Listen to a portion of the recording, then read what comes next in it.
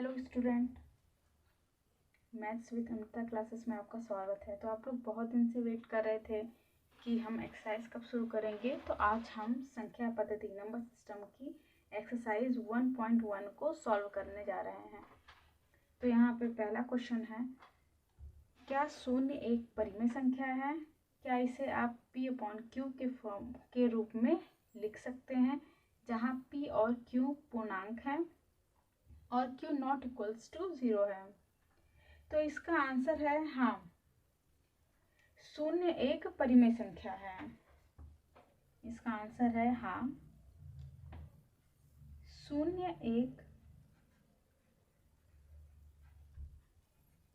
परिमेय संख्या यानी रैशनल नंबर है। अब दूसरा ये कि क्या इसे हम P/Q के रूप में लिख सकते हैं? तो इसका जवाब होगा कि हाँ, इसे हम P/Q के रूप में लिख सकते हैं। एग्जाम्पल के लिए हम देखते हैं P/Q। ये हो गया P को हम मानेंगे 0 और Q नॉट इक्वल्स टू होता है 0, तो हम 5 भी मान सकते हैं, या फिर 0 हम यहाँ 10 मान सकते हैं, 0 हम यहाँ 15 मान सकते हैं। तो हम इसको ऐसे फॉर्म में लिख सकते हैं इनफाइनाइट टाइम तक। तो ऐसा नहीं है कि 0 हमारा परिमेय संख्या नहीं है। 0 हमारा एक परिमेय संख्या है और इसको हम P/Q के फॉर्म में आसानी से लिख सकते हैं। तो ये हो गया हमारा पहला आंसर। तो दूसरा क्वेश्चन क्या है हमारा कि 3 और 4 के बीच में 6 परिमेय संख्या ज्ञात कीजिए। तो सबसे पहले तो हम ये बता दें कि जब हम परिमेय संख्या निकालते हैं दो संख्याओं के बीच की, तो उसका एक फॉर्मूला होता है, और वो फॉर्मूला होता है x + y/2, जहाँ पे जो हमारा x होता है वो दी गई पहली संख्या और जो y होता है वो दी गई दूसरी संख्या। तो ये होता है हमारा फॉर्मूला। तो अब इससे हम निकालेंगे 3 और 4 के बीच की परिमेय संख्याएं। तो नंबर 1 परिमेय संख्या हम निकालेंगे 3/4, 3 + 4/2, किसके इक्वल हो जाएगा 7/2। तो एक परिमेय संख्या आ गई हमारी 7/2। अब हम निकालते हैं दूसरी परिमेय संख्या, क्योंकि यहाँ पे 7/2 भी हमारी एक परिमेय संख्या आ गई है। तो फिर निकालेंगे 7/2 + 4 है, क्योंकि ये 3 और 4 के बीच में है, तो इसलिए 7/2 + 4/2। तो इसको सॉल्व करेंगे तो ये हो जाएगा 7 + 2 × 2, तो ये हो जाएगा 15/4। ये हो गई हमारी दूसरी परिमेय संख्या। एंड फिर थर्ड परिमेय संख्याएं हम निकालेंगे 3 + 7/2, तो ये हो जाएगा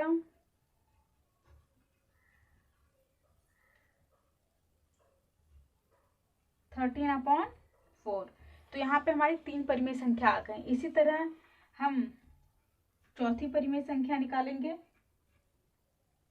यहाँ चौथी परिमेय संख्या में हम क्या ले लेंगे? चौथी परिमेय संख्या में हम अब इसको लेंगे 4 के साथ। ये जरूरी नहीं है कि हम सिर्फ इन्हीं संख्या को लें, हम और भी संख्या को ले सकते हैं। इसको इसके साथ, 3 के साथ या 4 के साथ, इन दोनों को आपस में हम बस लाइन से सीक्वेंस से लेते जा रहे हैं ताकि कोई दिक्कत ना आए। ये आ जाएगा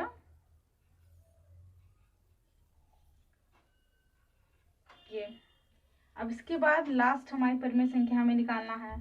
तो हम इसमें से कुछ भी परिमेय संख्या ले सकते हैं। तो क्या करते हैं हम लास्ट वाली ही 2 डिजिट को ले लेते हैं। 27/8 + 13/4/2। तो इसको जब हम सॉल्व करेंगे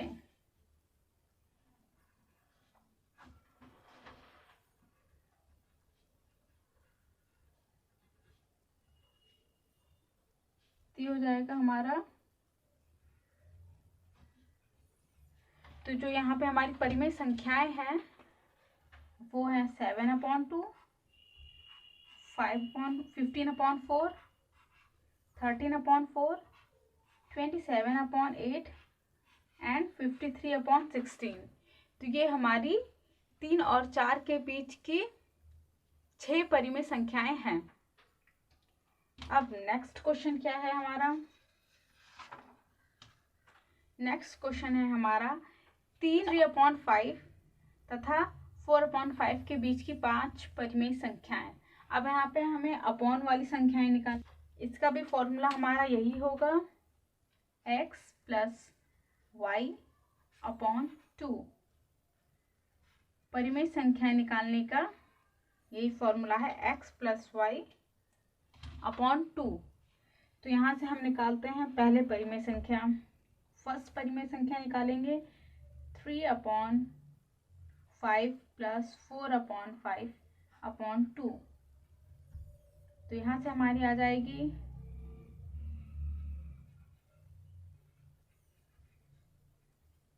7/10। एंड नेक्स्ट हमारी परिमेय संख्या, अब हम यहाँ से 7/10 को ले लेंगे, तो हो जाएगा 3/5 + 7/10/2। तो ये हमारा हो जाएगा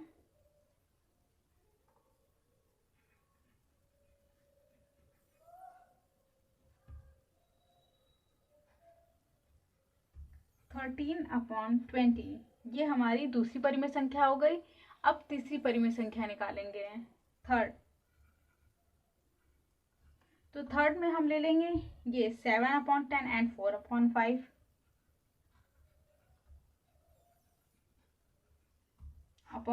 तो इसको हम सॉल्व करेंगे, तो यहाँ से आ जाएगा 10, ये हो जाएगा 7 प्लस एलसीएम लिया तो हमारा 10 आया है, फिर यहाँ पे 2 बच जाएगा, 4 2 8, 10 × 2 15/20। ये हमारी आ गई थर्ड परिमेय संख्याएं। अब इसके बाद निकालेंगे हम अपना फोर्थ परिमेय संख्याएं। तो इसमें हम कौन कौन सी संख्या, इसमें हम यह ले लेते हैं 15/20 + 4/5/2। यहाँ पे इन दोनों का एलसीएम लिया, हमारा आया 20, ऊपर आ जाएगा 15 + 15 4 × 20, तो हो जाएगा 4 4 4 × 16 एंड नीचे का 2। 15 एंड 16 हो जाएंगे 31, 22 × 40। तो ये आ गई हमारी चौथी परिमेय संख्याएं। अब इसके बाद हमें निकालना है पांचवी परिमेय संख्याएं, फिफ्थ। तो फिफ्थ हमारी परिमेय संख्या क्या होगी?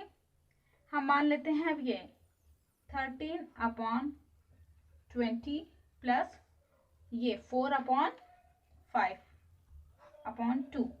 तो यहाँ पे फिर से हम इन दोनों का एलसीएम लेंगे, तो नीचे आ जाएगा 20, ऊपर आएगा 13 प्लस 5 4 × 20, तो बचेगा 4 4 4 × 16 एंड 20, ये नीचे ऑलरेडी 2 है तो यहाँ पे मल्टीप्लाई हो जाएगा 16 एंड 13, ये हो जाएगा 29 और नीचे हो जाएगा 40। तो यहाँ पे हमारी 5 परिमेय संख्याएं आ चुकी हैं, 7/10, 13/20, 15/20, 31/40 एंड 29/40। तो ये आ गई हमारी 5 परिमेय संख्याएं। अब क्या है? हाँ, तो हमारा फोर्थ क्वेश्चन था, नीचे दिए गए कथन सत्य है या असत्य है, कारण के साथ अपने उत्तर दीजिए। तो पहला हमारा है कि प्रत्येक प्राकृतिक संख्या एक पूर्ण संख्या होती है। क्या ये सत्य है? तो ये पूरी तरीके से सत्य है। क्यों? क्योंकि जितनी भी जो प्राकृतिक हमारी संख्याएं होती है वो 1 2 3 एंड इनफाइनाइट टाइम तक होती है, लेकिन जो हमारी पूर्ण संख्याएं होती है वो प्राकृतिक संख्याएं प्लस 0, वो हमारी पूर्ण संख्याएं होती हैं। तो यहाँ पे साफ साफ हमें दिखाई दे रहा है कि प्राकृतिक संख्याएं 1 2 3 4 इनफाइनाइट टाइम तक होती हैं, जो हमारी पूर्ण संख्याएं होती है उसमें 0 को ऐड कर दिया जाए और बाकी सारी प्राकृतिक संख्याएं। तो इसलिए हम कह सकते हैं कि जितनी भी जो हमारी प्राकृतिक संख्याएं होती है वो एक पूर्ण संख्या होती है। तो ये हमारा पूरी तरीके से सत्य है। उसके बाद आते हैं सेकंड क्वेश्चन, क्या प्रत्येक पूर्णांक एक पूर्ण संख्या होती है? तो इसका जवाब है असत्य, नहीं। क्यों? क्योंकि जो हमारे पूर्णांक होते हैं वो हमारे माइनस इनफाइनाइट से लेके प्लस इनफाइनाइट तक होते हैं। और जो हमारी पूर्ण संख्या होती हैं वो होती है 0, 1, 2, 3, 4 इनफाइनाइट टाइम तक। तो यहाँ हम देख सकते हैं कि जो हमारे पूर्णांक होते हैं वो पॉजिटिव और नेगेटिव दोनों इंटीजर्स होते हैं, मतलब पॉजिटिव और नेगेटिव दोनों ही पूर्णांक होते हैं हमारे, लेकिन जो हमारी पूर्ण संख्या होती है केवल पॉजिटिव होती है।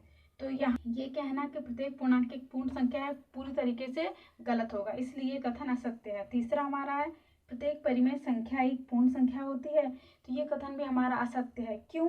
क्योंकि जो हमारी पूर्ण संख्या होती हैं वो 1, 2, 3, 4 इनफाइनाइट टाइम तक होती हैं, और जो हमारी परिमेय संख्या होती हैं, परिमेय संख्या वो संख्याएं होती हैं जिन्हें हम P/Q के फॉर्म में लिख सकते हैं। और हर वो संख्या जिन्हें हम P/Q के फॉर्म में लिख सकते हैं वो ज़रूरी नहीं कि पूरी तरीके से सॉल्व हो पाए। इसलिए जो हमारी परिमेय संख्याएं हैं, जो हमारी प्रत्येक परिमेय संख्याएं हैं, वो पूर्ण संख्या नहीं हो सकती। बहुत सी परिमेय संख्या हमारी पूर्ण संख्या होगी, लेकिन अगर हम यहाँ पे प्रत्येक लिखा हुआ है कि प्रत्येक पूर्ण संख्याएं, तो ये पूरी तरीके से गलत होगा कि जो हमारी प्रत्येक पूर्ण संख्याएं हैं, जो हमारी प्रत्येक परिमेय संख्याएं हैं वो एक पूर्ण संख्याएं होंगी। यहाँ पे हमारा एक्सरसाइज 1.1 कंप्लीट हुआ। तो इसके बाद एक्सरसाइज 1.2 हम नेक्स्ट वीडियो में देखेंगे। ये वीडियो आपको कैसा लगा कमेंट करके ज़रूर बताएं। Thank you.